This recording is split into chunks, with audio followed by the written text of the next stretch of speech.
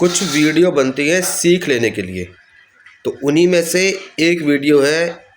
इस वीडियो को आप देखो और ध्यान दो। मुफ्ती साहब, पहला सवाल आपका, 16 मिनट है, हम दोनों लोगों के सवाल हैं। जी जी, बहुत शुक्रिया। आपकी जो अभी बात हुई बहुत अहम थी, मैं इसको चाहूंगा कि आगे डिस्कस करूं, लेकिन चूंकि अभी ये वो सेगमेंट है क्रॉस एग्जामिनेशन, तो सबसे पहला सवाल आपसे ये है कि जो मैं इतनी देर से कॉन्टिंजेंसी आर्ग्यूमेंट आपको बता रहा था, ये अकल से ही बता रहा था हजरत, आप ये बताएं कि आप इन्फिनिट रिग्रेस ऑफ कॉजेस को पॉसिबल मानते हैं या नेसेसरी बीइंग के एग्जिस्टेंस को सही समझते हैं? चूंकि दो ही ऑप्शन हो सकता है, आप ये बताएं। देखिए, आपको मैं ईमानदारी से बात करूं, एक तो मैं कॉन्टिजेंसी वर्ड ठीक से समझता हूं, और इस वक्त भी जो आपने अंग्रेजी के अल्फाज इस्तेमाल किए वो जरा थोड़े से मुझे डिफिकल्ट और कॉम्प्लिकेटेड लगे, तो आप जरा सिंपल जबान में सवाल कर सकते हैं? बिल्कुल कर सकता हूं। जी। यूनिवर्स की हर चीज कॉन्टिंजेंट होने का मतलब यह है कि वो अपने एग्जिस्टेंस में किसी के ऊपर डिपेंडेंट है। जो भी चीज डिपेंडेंट होगी वो चीज इंडिपेंडेंट नहीं हो सकती, तो उसका कोई ना कोई कॉज होगा। तो अब आप क्या समझते हैं कि ये इन्फिनिट रिग्रेस है, यानी कॉज पर कॉज, कॉज पर कॉज, कॉज पर कॉज, और कभी कोई यानी एंडलेसली चलता रहा? क्योंकि अगर ऐसा होगा तो हम तो एग्जिस्टेंस में आते ही नहीं। लॉजिकली ये मुत्तफक अलैह चीज है, मुत्तफक अलैह, अग्रीड अपॉन।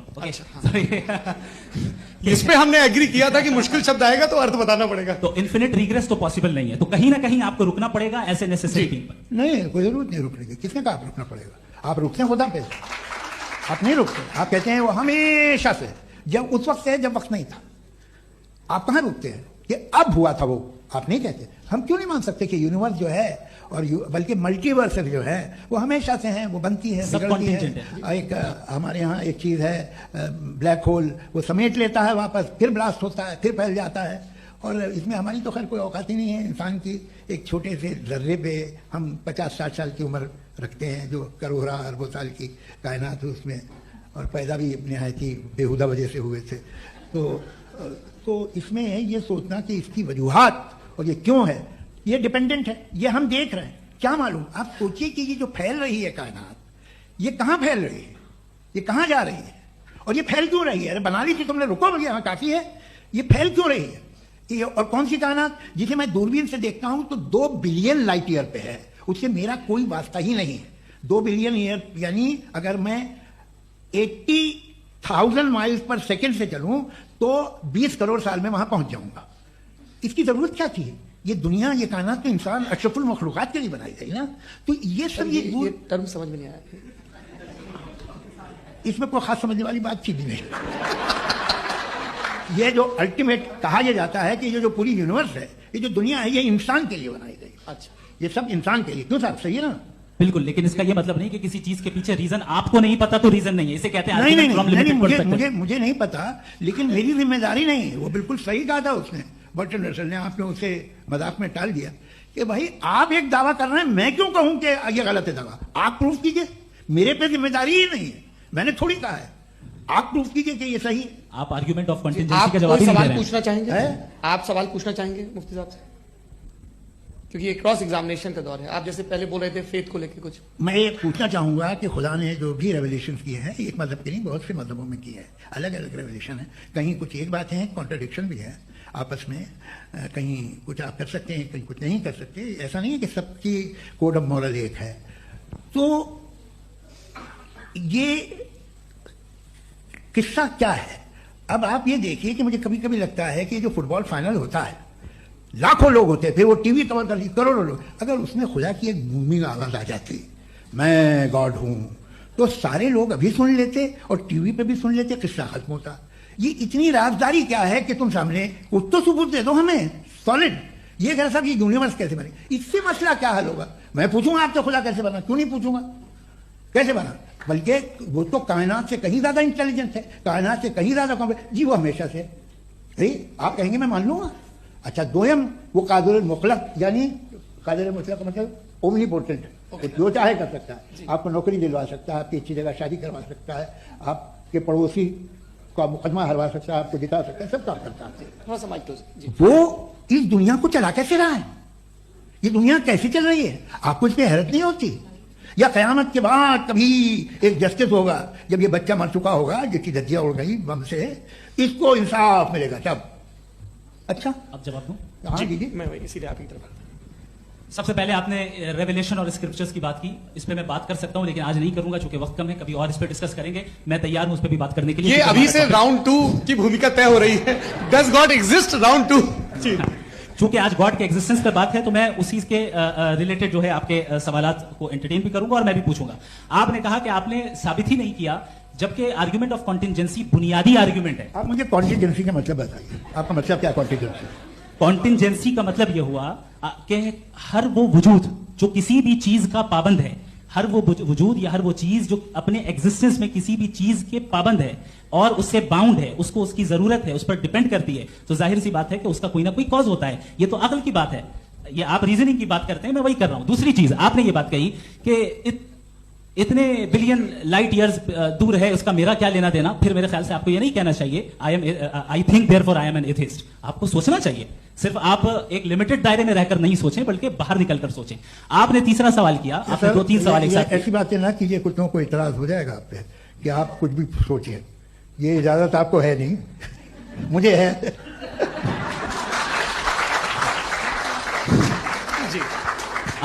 आपने प्रॉब्लम ऑफ इविल के ताल्लुक से सवाल किया और बार बार आप एक लफ्ज रिपीट कर रहे हैं कि ओमनीपोटेंट गॉड है, ऑल पावरफुल गॉड है। यही तो दरअसल समझना है कि गॉड का कॉन्सेप्ट क्या है। प्रॉब्लम ऑफ इविल जो है, प्रॉब्लम ऑफ इविल दर हकीकत 2 असम्पशंस पर कायम है। अगर आप इन 2 असम्पशंस को समझ जाएं तो ये प्रॉब्लम नहीं रहेगी, आर्ग्यूमेंट आपको समझ में आ जाएगी कि ये कोलैप्स कर जाता है। पॉइंट नंबर 1, यानी जो आपका सबसे पहला फॉल्स असम्पशन है कि गॉड मर्सीफुल है, ओमनीपोटेंट है, दुनिया में जुल्म हो रहा है। लेकिन आपको यह समझना चाहिए कि हमारे वर्ल्ड व्यू के मुताबिक गॉड सिर्फ ओमनीपोटेंट और सिर्फ मर्सीफुल नहीं है, बल्कि वो ऑल वाइज भी है और वो ऑल नोइंग भी है। उसके हर काम के पीछे हिकमत और विजडम है। ये कोई जरूरी नहीं है कि वो हिकमत और विजडम आपको समझ में आए या मुझे समझ में आए। अगर आप जो समझ रहे हैं उसके मुताबिक आप फैसला कर रहे हैं, ये लिमिटेड पर्सपेक्टिव से आर्गुमेंट है। और इस चीज को हम अपनी दुनिया में, अपने लाइफ में, डेली लाइफ में इस प्रिंसिपल को एक्सेप्ट करते हैं। हम जब किसी डॉक्टर के पास जाते हैं, डॉक्टर के पास जाकर वो अगर उसने हमें कोई दवाई दी है तो हम ये तो नहीं कहते कि जब तक आपके पास जितना नॉलेज और जितना विजडम नहीं है, आपने क्यों ये दवाई दी है, तब तक हम इस चीज को एक्सेप्ट नहीं करेंगे। नहीं कहते, हम उसकी अथॉरिटी को तस्लीम करते हैं। क्यों? क्योंकि उसकी हम जानते हैं कि वो नॉलेजेबल है, वो विजडम वाला है, हमसे ज्यादा नॉलेज और हमसे ज्यादा विजडम है। बताएं सर। डॉक्टर में और खुदा में बड़ा डिफरेंस है। डॉक्टर पढ़ा लिखा होता है, एक तो मैं उसकी बात सुनूंगा। 2 नहीं कुछ जवाब तो ये भी नहीं है सर। प्लीज, अगर सब ऑडियंस से बोलने लगेंगे तो फिर मतलब नहीं सिविलाइज्ड बहस का। मतलब आप ये कहें कि क्योंकि आप डॉक्टर पे बिलीव करते हैं इसलिए खुदा पे बिलीव कीजिए, क्या ये मिसाल आपको समझाने के आर्गुमेंट है, इस पे आपको इतराज नहीं है। तो सिंपल बात ये है कि मैं अगर ये यकीन कर लूं कि एक ओमनीपोटेंट उसकी मसलहत है, ये जो बच्चे मर रहे हैं ये मसलहत है उसकी, मुझे नहीं चाहिए इसकी मसलहत। उसकी मसलहत नहीं, यही तो समझना है, मतलब एक्सपीरियंस। अच्छा, इस आपने अभी मेरी बात पूरी सुनी नहीं। मैंने कहा आपका पूरा आर्ग्यूमेंट 2 फॉल्स असम्पशंस पर है। एक फॉल्स असम्पशन मैंने बता दिया, दूसरा फॉल्स असम्पशन यह है कि इस दुनिया में इविल के होने का कोई गुड रीजन नहीं है, जबकि हमारे पास बाज रीजंस मौजूद हैं, हमारे पास बाज वजूहात मौजूद हैं। अगर इस दुनिया में इविल ना हो तो आप गुड को डिफाइन कैसे करेंगे? अगर जुल्म ना हो आप इंसाफ को समझेंगे कैसे? अगर तारीकी ना हो तो आप लाइट को समझेंगे कैसे? बहुत अच्छा। अभी और सुन लें, अभी और बाकी है। ये तो बात बहुत पसंद आई साहब मुझे कि जब तक रेप ना हो तब तक औरतों की इज्जत का ख्याल आपने मेरा जवाब पूरा सुना ही नहीं। जब तक के बच्चों का कत्ल ना किया जाए तब तक आपको बच्चों की मासूमियत की इज्जत। आपने पूरा जवाब सुना ही क्या बात, क्या आपने नुक्ता निकाला? आपने पूरा जवाब सुना ही नहीं। आप सुन लें, मेरी बात सुन लें।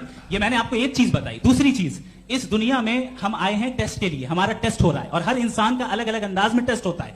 और इस दुनिया में अगर इविल मौजूद है तो वो इविल जरिया है हमारे अंदर ह्यूमन नोबल क्वालिटीज को डेवलप करने का और अलग अलग फील्ड में प्रोग्रेस करने का। और अगर हमारे अंदर और इस दुनिया में इविल नहीं होता तो बताइए टेस्ट का मतलब क्या होता? अगर मैं अपने स्टूडेंट को एमसीक्यूज दूं और उसमें सिर्फ राइट आंसर लिख कर दे दूं और कहूं तुम्हारा टेस्ट हो गया, ये मीनिंगलेस है। इस दुनिया में अगर हम टेस्ट के लिए आए हैं तो जाहिर है गुड एंड इविल दोनों मौजूद है। तो अगर गुड एंड इविल दोनों मौजूद है तो ये इविल भी खुदा का बनाया हुआ है? जी हाँ, खुदा का बनाया हुआ है। लेकिन अच्छा, चलो अच्छी बात। जी बिल्कुल, तो बिल्कुल खुदा ने बनाया। अभी तो ये है कि जो मेजॉरिटी है दुनिया में वो इविल है, तो ये खुदा एक्चुअली इविल के साइड पे लग रहा है मुझे। बिल्कुल भी मेजॉरिटी में तो वो है। क्या बात कर रहे हैं भाई आप? कोई भी जो मुंसिफ होगा, चाहे आपका अपना घर हो जिसके आप सबसे बड़े हैं, चाहे आपकी ऑर्गेनाइजेशन हो जो आप चलाते हैं, वहां पर आप इवल रखेंगे साबित करने को कि बाकी लोग शरीफ हैं। मेरी बात सुनिए। क्या ये आर्ग्यूमेंट ही गलत है? अगर- कि जब तक कि कोई इवल नहीं होगा तब तक के शरीफ आदमी शरीफ नहीं लगेगा। अगर एग्जामिनर गलत ऑप्शन दे रहा है तो एग्जामिनर इविल नहीं हो गया, जो गलत ऑप्शन को सेलेक्ट कर रहा है वो फेल होगा। क्रिएटर ने इविल को बनाया है लेकिन वो इविल नहीं है। अच्छा। सुनिए मेरी बात, चलिए, लेट मी कंप्लीट सर। जी, जी। क्रिएटर ने इविल को बनाया है टेस्ट के लिए, वो इविल नहीं है। इविल वो होगा जो उसे इख्तियार करेगा। छुरी को बनाने वाला गलत नहीं होता है, छुरी का गलत इस्तेमाल करने वाला गलत होता है। रेप को कैसे गलत इस्तेमाल करते हैं? रेप इंसान के फ्री विल का नतीजा है। ये रेप कैसे गलत इस्तेमाल होता है? ये मुझे अब सुन ले, अब सुन ले। गलत इस्तेमाल होता है। हाँ मैं बता रहा हूँ रेप कैसे गलत मैं बता रहा हूँ जी। कि जो इविल इस दुनिया में मौजूद है उसके कई सारे तरीके हैं। एक तरीका इंसान का अपना फ्री विल है। अब अगर कोई रेपिस्ट रेप कर रहा है तो इसका गॉड का कसूर नहीं है, वो अपने फ्री विल का गलत इस्तेमाल कर रहा है, उसको सजा मिलनी चाहिए। अच्छा। और उसी के लिए जहन्नम बनाई गई है। ये फ्री विल का भी बड़ा चक्कर है। आप जब कोई बुरा काम करते हैं, कोई बुराई होती है, तो ये कहा जाता है कि ये फ्री विल है। 7 billion free wills are moving on this planet. 7 billion free will. और एक आदमी अपनी फ्री विल से मुझे कत्ल कर दे तो मैं खुदा की मर्जी से मरा हूं कि इसकी फ्री विल की वजह से? मेरी मौत खुदा के हाथ है या ये फ्री विल वाले के हाथ है? खुदा ने फ्री विल का निजाम बनाया है और उस निजाम का गलत इस्तेमाल करके कोई आपको मार रहा है, इस्तेमाल करके मेरा कत्ल कर देता है। अब मेरी मौत का जिम्मेदार कौन है? वो इंसान जिम्मेदार है। वो इंसान। जी। तो ये कहना कि और उसको सजा मिलेगी। तो अब आप आगे चलिए कि ये तय करना कि अल्लाह ही या अल्लाह ने खुदा ही जिंदगी देता है, खुदा ही मौत देता है, ये गलत है। बिल्कुल गलत नहीं है। हाँ, नहीं, निजाम उसी ने बनाया फ्री विल का। निजाम मौत और हयात को उसी ने बनाया। You are contradicting yourself. अभी आपने कहा कि एक आदमी ने फ्री विल से आपको मार दिया, इसमें उसे फ्री विल दी गई थी, उसने गलत इस्तेमाल किया। 7 billion free wills are moving on this planet और आप चाह रहे हैं कि मैं सिर्फ खुदा का ध्यान करूं। ये 7 बिलियन फ्री विल्स को मुझे लुक आफ्टर करना पड़ेगा कि नहीं? ये तो तबाहियां कर रही हैं और तबाहियां ज्यादा हो रही हैं। बिल्कुल। तो अगर आप बताएं अगर खुदा नहीं है फॉर एग्जाम्पल, हाँ। तो आप इविल को कैसे डिसाइड करेंगे? यानी how can you define evil objectively without God?